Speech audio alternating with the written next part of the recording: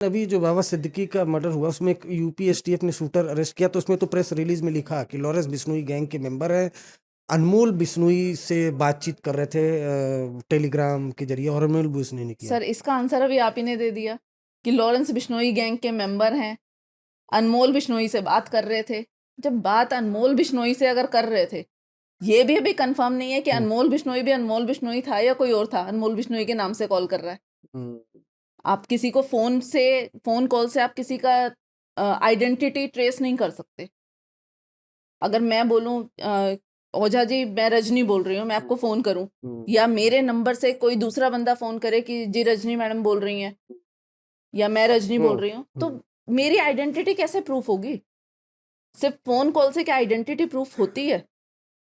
वो भी voice call से? Not possible.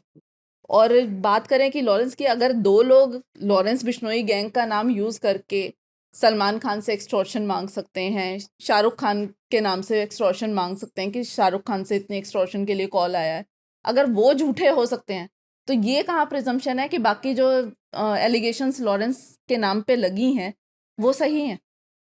ऐसी अच्छा, कोई प्रिजम्पशन लॉ में भी नहीं है। ठीक है, आप वकील हैं तो अच्छा कानूनी दांव पे जानते हैं। मैं सिर्फ अनमोल बिश्नोई लॉरेंस का सगा भाई है, वो उसका भी नाम अब क्राइम में आ रहा है। कभी लॉरेंस से बात हुई कि छोटा भाई का भी नाम आ रहा है ऐसे? देखिए, जहाँ तक बात करें अनमोल बिश्नोई की, अनमोल बिश्नोई पे जब फर्स्ट केस लगा था तो ही वॉज अ जुवेनाइल। उसके बाद से, और जो अनमोल बिश्नोई का जितने भी केसेस हैं वो लगे हैं 2018 के बाद, और 2018 वाज द टर्निंग पॉइंट जहाँ से लॉरेंस का नाम हाईलाइट होना शुरू हुआ। 2018 में वो इंसिडेंस क्या था जो उसने जीप में बैठते हुए सलमान खान का नाम लिया था। उसके बाद ही लॉरेंस बिश्नोई पे भी मोस्टली केसेस मर्डर के हो गए या किसी भी तरह के कोई भी केसेस हैं, उसका अगर आप देखेंगे ना लिस्ट ऑफ केसेस अगर मैं आपको दूं, आप देखेंगे तो उसमें मोस्टली इन द सेंस मैं कहूँगी कि 90% केसेस 2018 के बाद के हैं। और जो उसके भाई का इन्वॉल्वमेंट, उसका नाम भी आना शुरू हुआ वो 2018 के बाद ही आना शुरू हुआ।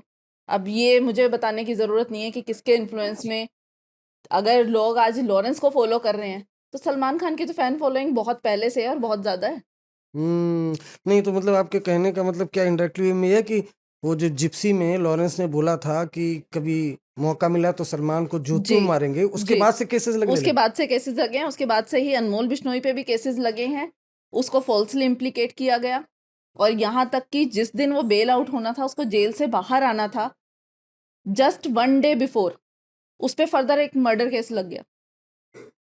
और जेल से बाहर आने के बाद वो कहाँ है कहाँ नहीं है, फैमिली से भी नहीं मिला, उसके वेयर अबाउट्स उसकी फैमिली को भी नहीं पता। अब आप ये उस माँ बाप पे भी सोच सकते हैं क्या बीतती होगी जिनके एक बेटे को पूरी एजेंसियों ने टारगेट किया हुआ है, दूसरे से वो मिल नहीं पा रहे हैं, उनको ये नहीं पता कि बेटा है कहाँ, ठीक है या नहीं है। उन माँ बाप पे क्या बीतती होगी? टारगेट ऐसे थोड़ी नहीं कर देना, कुछ कर रहा है तभी तो टारगेट कर रहे होंगे सर ना। वही तो, कि कुछ कर रहा है तो कहाँ कर रहा है, कैसे कर रहा है, एविडेंस तो दो। सिर्फ आपने कह दिया कि कर रहा है तो इसका मतलब ये थोड़ी हो गया कि उसने कर दिया। अच्छा, जमानत क्यों नहीं लगाता? कि जो जमानत लगाए तो बाहर आ सकता है, जमानत बेल कभी नहीं लगाता लॉरेंस? नहीं, बेल नहीं लगाई है। स्टार्टिंग में जो केसेस थे उनमें बेल आउट था।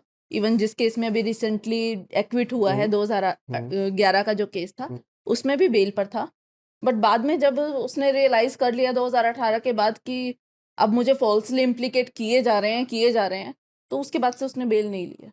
जमानत नहीं ली उसके बाद, नहीं, अब नहीं लगाता है? नहीं लगाता। आना ही नहीं चाहता जेल के बाहर? नहीं, ऐसा कुछ नहीं है सर। जेल ऐसी जगह थोड़ी है कि जहाँ कोई रहना चाहेगा। बट वही है कि फॉल्सली इम्प्लीकेट किए जा रहे हैं, उसको बाहर आना ही नहीं दे रहे हैं। और इस चीज़ पे एक धारीवाल साहब का भी मैंने इंटरव्यू देखा था।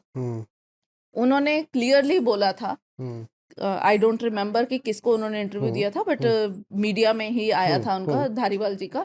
उन्होंने संपत नेहरा, लॉरेंस बिश्नोई और भी कई लोगों के नाम लिए थे कि ये लोग अच्छे स्टूडेंट्स थे, एथलीट्स थे। लॉरेंस बिश्नोई खुद स्पोर्ट्स में बहुत अच्छा था, बहुत इसके स्पोर्ट्स में अवार्ड्स हैं, हॉर्स राइडिंग का बहुत अच्छा शौक था, बहुत अच्छी हॉर्स राइडिंग भी करता है।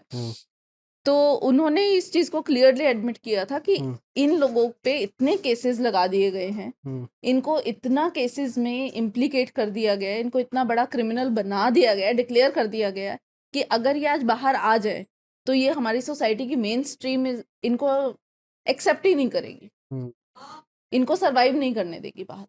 हम्म, तो ये तो सर जब एजेंसियां कह रही हैं और बीइंग हम खुद सोसाइटी में रहते हैं, हम्म, क्या हम अगर आज लॉरेंस बिश्नोई बाहर आ जाएगा तो क्या क्या आप एक्सेप्ट करेंगे कि लॉरेंस बिश्नोई के साथ बैठ के डिनर करें?